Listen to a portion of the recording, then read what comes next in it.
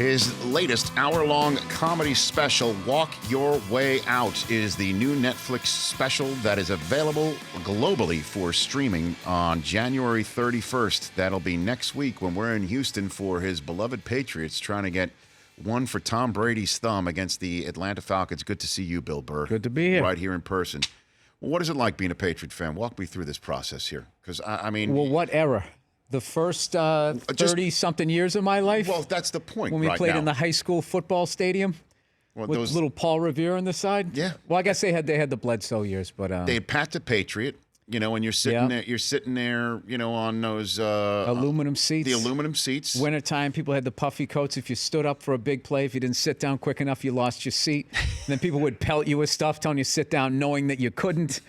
I had a great time. I had season tickets in 1989. I think we went 5-11 that year.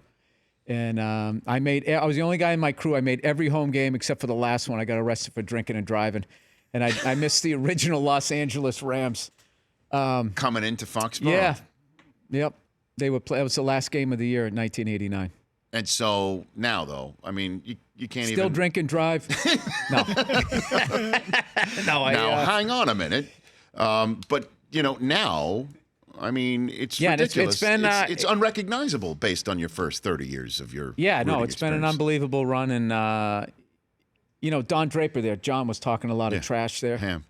First of all, he knew exactly what he was doing wearing that Cardinals hat. Oh, I'm just wearing a Cardinals hat. You know what you're doing.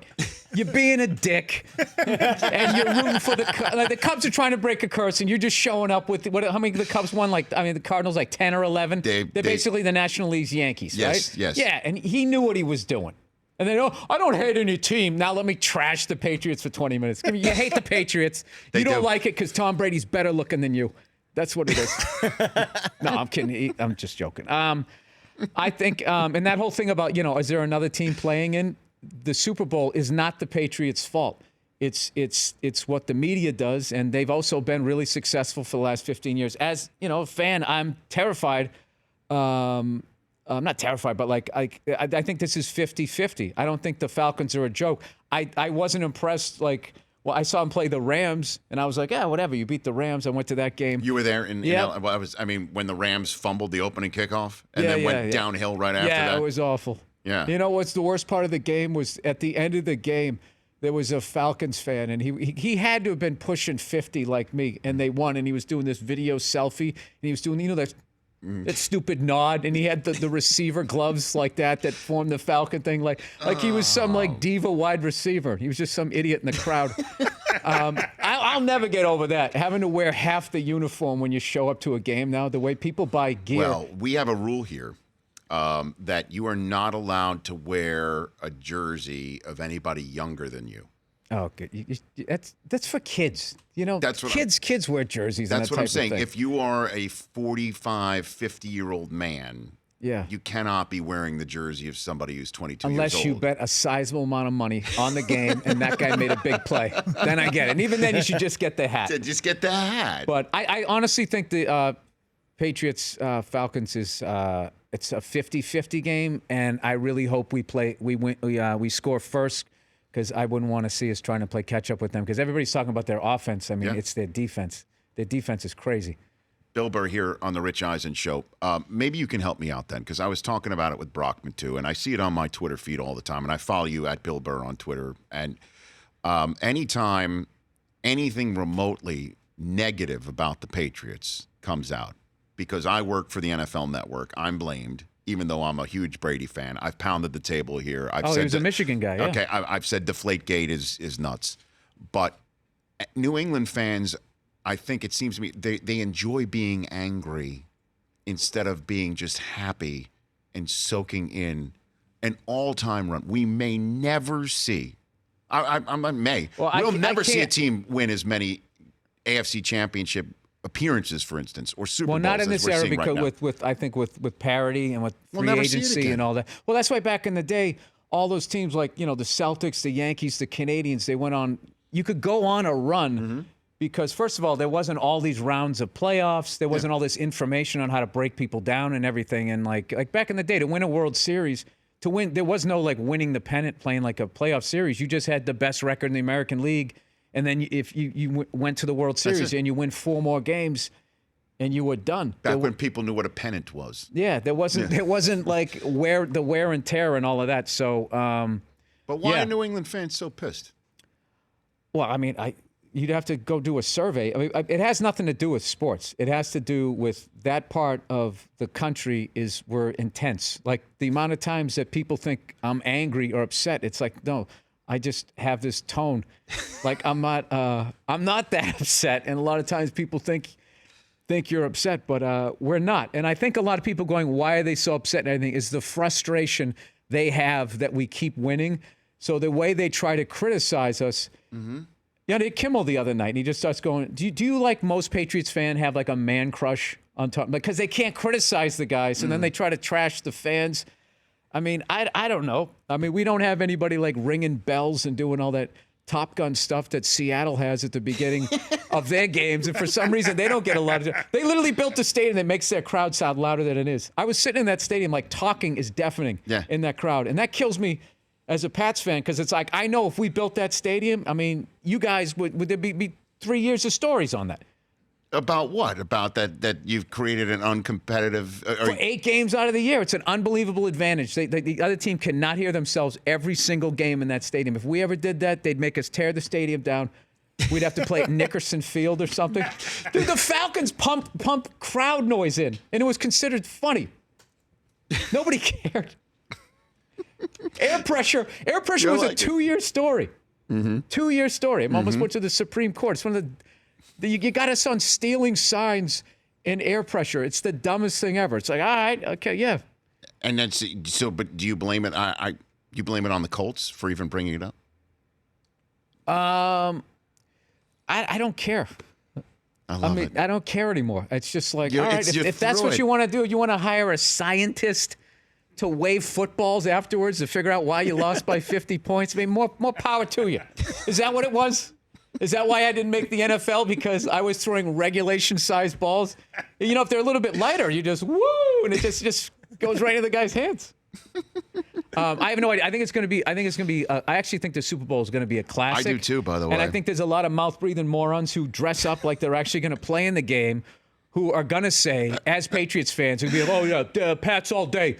They're going to win by 14 because they're looking at the Falcons the way people are looking at the Patriots. Well, you're looking at the logo, and you're not looking at the players, and that's what people do. And that's how, when the Patriots first played the Giants in the Super Bowl, that's how we became like 14, 17-point favorites, because mouth-breathing morons go to Vegas and they bet logos. And we were 18-0, and people, they don't even know what the game is. Yeah, I'll put it on. Vegas tries to get money on both sides of the ball. So a team that scored 33 points against us a month earlier, or something like that, 33, 34, and we only beat by 3 points. Somehow a month later, we 14, 17-point favorites. Made no sense.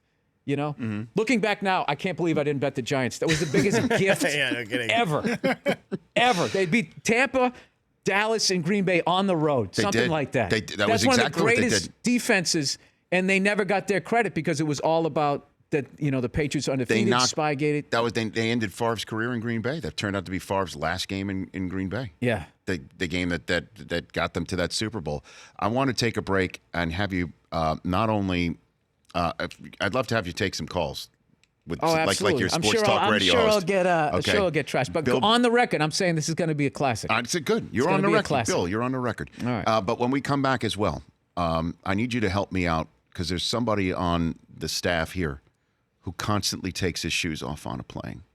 And I tell him that's an affront to society. And I do believe I have a brother in arms in that front. Yes, you do. Brother in shoes. There's a loophole. If you take your shoes off and you keep your feet on your shoes.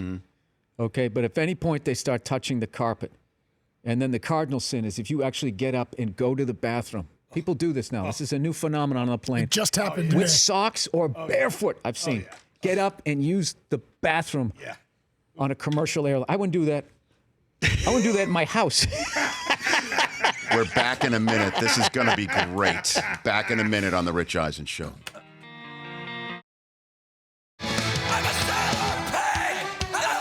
I mean, it's now played. This song's now played when you're talking about Boston, right? It's so ridiculous. You know what I mean? I grew up in the safe suburbs. I played street hockey.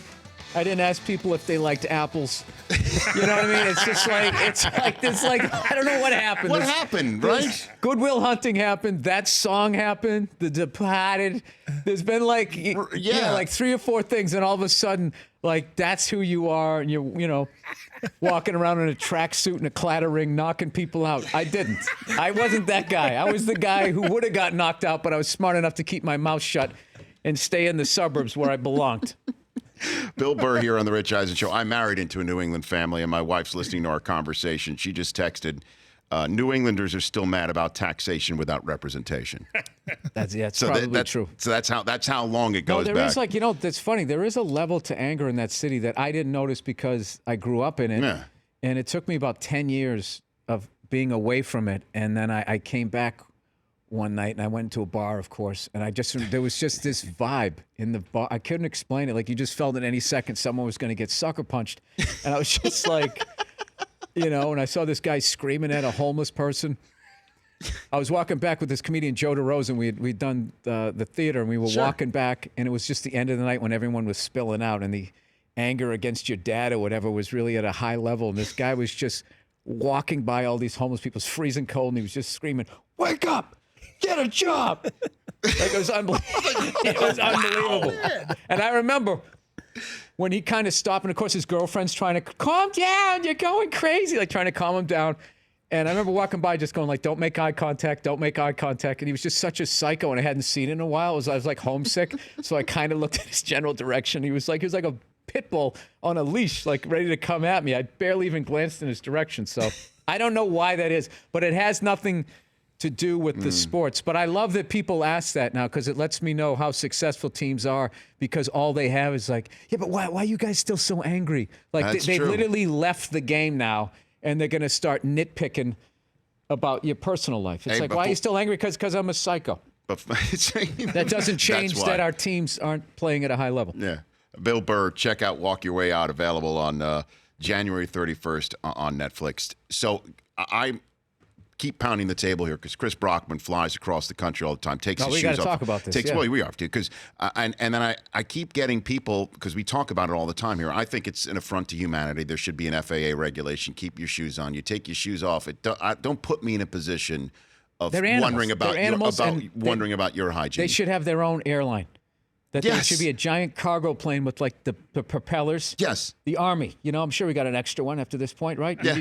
There's one of them that leaves a day. Yes. And you put them all on it, all of them. Do what you want to do. Yep. Take your shoes off People or whatever. People talk too loud on a cell phone. Now, I didn't know that you were like-minded here, but every time on Twitter, people are now sending me pictures of people with shoes off. And now I'm seeing at Bill Burr included on these photographs that I'm getting sent to. So I'm figuring, I guess Bill must feel the same way. Yeah. Because I don't understand. I don't put me in the position of wondering if your feet are okay. Don't put me in that spot. Oh, their feet stink. And then also, just like, that people have worn their shoes, walked into a public bathroom. God knows what is on there that is now on their shoes, that is now in the rug. Yeah. And then you're going to take it off, and your socks, they're going to like absorb it, and just like a skillet, keeping the flavor in there, and you're just going to walk around with those things. You're going to come home to your house where your kids are. Terrible. Yeah. What are you going to do? With thousands of people's DNA from their innards on your gold-toed socks. And then what? But I don't do that. I don't do that. What's that? I don't do that, though. I do what Bill said before the break. I leave my feet on top of my own shoes. And if I get up to go to the bathroom, I put my shoes back on. That is the tuck rule of taking your shoes off. That's right. Where I'll say to Raiders fan, that's a fumble. Yeah. That's without a doubt a fumble. That is the dumbest rule. So the Raiders got screwed as far as like it's a dumb rule. But that was payback for 1976, the roughing the passer, where Tony McGee was already in the air. He's already in the air. Ken Stabler throws the ball, he hits him, they call roughing the passer. And back then, it wasn't a yardage penalty, it's wherever you threw it. And it was the end of the game, and he threw like 40 yards down to the goal line. Deep. So they put it right on the goal line. I think like Mark Van Egan or somebody ran it in, and it was over. I collected football cards. I don't know who anybody is now. I have no short-term memory. Well, you got a new baby, by the way. Congratulations. Son, a boy or girl? I had a girl. And I got to watch the second half of the AFC Championship game with her sitting on my chest. So I'm starting to convert her. She's 1-0. Yeah. You know how they say that? Like you're supposed to play like a foreign language so that all it doesn't close off so they'll learn French, Spanish, Chinese, or whatever. Yeah. I'm doing the opposite. I have it there and I play like Patriots, Bruins, Celtics games. So, no, because you got to watch out because out here you go to an LA game, some mascot comes up. The mascot's what converts your kid. And it's supposed to be cute. It's like that guy is like an assassin and he's coming in to take your kid's heart. So you can't have it. You know that's the opposite of what a mascot's supposed to engender emotionally inside of a sports fan. Yeah, it's complete. No. They get you there, and then they get your kid in there, and then they see the sort of mild alcoholism that is tolerated in the stadium, and the gambling and all that. Yeah, that's not a good... Dude, that's the kind of thing, when you really think about it, like a mascot, like that's one of the creepiest things ever. I'm not a fan of mascots, by There's the way. an adult in there. It's just not cool. Somebody's child. Yeah. So basically, you're teaching your baby how to speak Heinzen. Is that what you're playing? Tommy Heinzen. Tommy Heinzen. Oh, Tommy Heinzen's one of the great homers of all time. Of all time. He's like like the old man on the porch. Yeah. That's a foul. Oh, he What's was going standing on? in the paint for at least 6 seconds. I know what these guys with the whistles are doing. I can't do it, Tommy Heinzen, but you know what I love about him? He's well into his 80s, and he's got like that Earl Weaver gene where it's like the blood level's never coming down. Hey, we were talking about Brent Musburger retiring, and we were played like the opening he had at CBS's opening of Game 4 of the Lakers and the Celtics, and the guy who called that with Dick Stockton was Tommy Heinzen. He was the CBS national. That's how I knew who Tommy Heinzen was growing up in New York City. I know he calls local Celtics games. I lost some big announcers this year. I know. Vin and do you want to ask a poll question to Bill Burr here? Go for it. Yeah, Bill, which broadcaster will you miss the most? Who's retiring? Brent Musburger, Chris Berman, Vern Lundquist, Vin Scully, Dick Enberg. All retiring this year. Oh, God. I mean, most of those guys, like Dick Enberg and Brent Musburger, it's like those guys literally like made my childhood happier. Exactly. You know what I mean? Like some of the they made me love sports the way they called those games. I mean, all you think now is if Al Michaels goes, then and then Chris Berman when I was in my college years was when he started doing with Tom Jackson and had all the nicknames, and we used to write down all the nicknames and used to try to come up with them ourselves. And like he's arguably, since Howard Cosell, I would say the greatest highlight reel guy. As far as just all this stuff, rumbling, bumbling, stumbling, no doubt about it. The stuff that he would come up with, like when that show, him and Tom Jackson, that was just electric. Prime time. I was in college too. That was it. End of story. And when I got to ESPN, all I wanted to do was be on that show. But it was Bill Peto's job. You remember he always used to give like the game of the 1-7 Titans against the 2-8, Falcons at the time, and Pito did that. I mean, it was an incredible show. And I got big into college football since living out here on the West Coast, where I'd have time to watch the games on Saturday, and I got totally into the SEC and everything. And Brent, Lundquist was doing all those games. Too. Yeah. So who's winning the poll here on the Rich Eisen show? Still far? Berman, 33%. 33%. Chris is going to be on our show a week from tomorrow in Houston, where I just want to take a quick call. Carl in Houston, you're on with Bill Burr right now on the Rich Eisen show. What's up, Carl? Hi, Rich. How you doing? I'm good. You're on with Bill. Bill, you're funny, man. You killed me and my wife. You're fantastic. Thank you. Can't wait to see your new show, brother. What do you got in mind, Rich, Carl? What I got in mind, Rich, is I live in Houston. I'm a kid from San Francisco Bears, and I want to come down and see the show, and there's no way to get in. Well, I mean... Hook me up with the ticket. Well, Carl... Where am I playing? You got richinhouston.com. You go there right now. I did. Okay. It's all waiting list, brother. Is it sold out on richinhouston.com already? I don't think so. Go for it. Get in there, Carl.